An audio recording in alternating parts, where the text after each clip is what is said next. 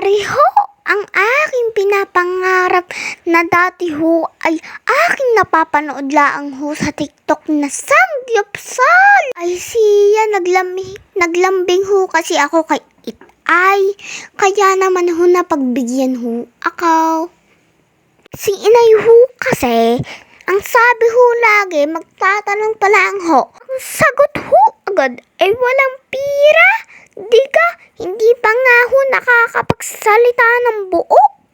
Buti na lang ho, dumating na ho ang aking Itay. Ay di ho kasarap ho lagi ng aking kain.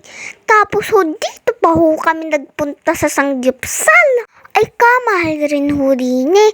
Pero ho ako excited ho na excited. Parang kasarap ho magluto tas ho kakain. Ay nakakatuwa ho ang ina. Pinagtry ho ni Itay na chopstick. Agay hindi ho marunong. Nagpakuha na lang ho sa akin ng kutsara at tinador. Akala nyo ho ay walang kutsara at tinador at akala ho niya ay chopstick laang ho ang meron. Nakita ho niya may kutsara at tinidor, pinakuha ho ako. Agay ako ho ay sayang-saya, ang inay naman ho ay niyayamot.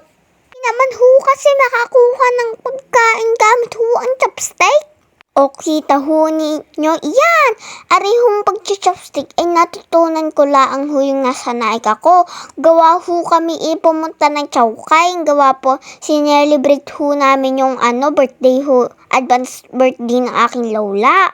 Sa Chowking na ho yun, nag-request ho ako kay Itay ng chopstick. Doon ko ho natutunan, ako ho ay tinuruan ni Itay. Di ho gusto ko ho lagi ngayon naka-chopstick. Yung una ho ako ay sarap na sarap, habang tumatagal utang-utang na ho ako. Agay akala ho ng inay kaming dalawa ni Itay combine, gawa ho kami inakain ng lettuce. Nakakatuwa ho ang inay, gawa ho hindi po magkamalan sa mga chopstick. Abay, ayaw ho ng lettuce. Abay, titingnan niyo ho ay kasarap, pero ho, pag kayo ay tumagal diyan ay sadya ho kayong utak. Ang nasarapan laang ho kami sa karne beef. Abay, si inay ho ay utang-utak, kami laang ho ni Itay ang nag-enjoy. Ay wari ko ho ay buntad ho ang tiyan ko din eh. Busog na busog ho kasi ako sa aking mga kinain. Kasarap ho namang sausawan din eh. Abay sabi ho ni Itay bawal ho daw magtira, gawa ho daw magbabayad pa daw ho kami. Abay nakita ko ho yung palis na ho kami may tira. Tinanong ko ho si inay kung may binayaran ho si Itay. Sabi niya ho wala. Di ho ako niloloko ng Itay. Ay di ni ho panay ho pa ang luto na Itay. Gawa ho maya pa ho kami kakain. Ay si inay ho nilantakan na ho ang tofu. At ako naman ho unti-unti na hong tumitiking. Ay kasarap naman ho eh. Tapos ho isasaw-saw mo pa ho sa cheese. Bari ko nabusog na laang ho ako din sa kakainom. Kakaiba ho kasi lagi ang panlasa ko. Kaya po isang tikim, isang inom.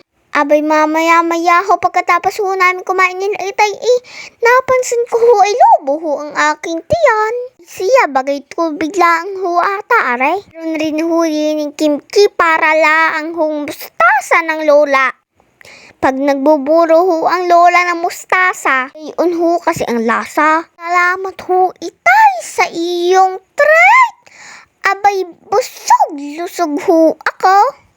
First time ko ho din kumain. Salamat ho Itay sa experience ng kasama ko ho kayong dalawa. Ako ho ay sayang-saya dahil ho tayong tatlo ay buo na. Kakasama hong kumakain at gumagala. Ay Itay sa uulitin uli. Blessing for us. Love you ho.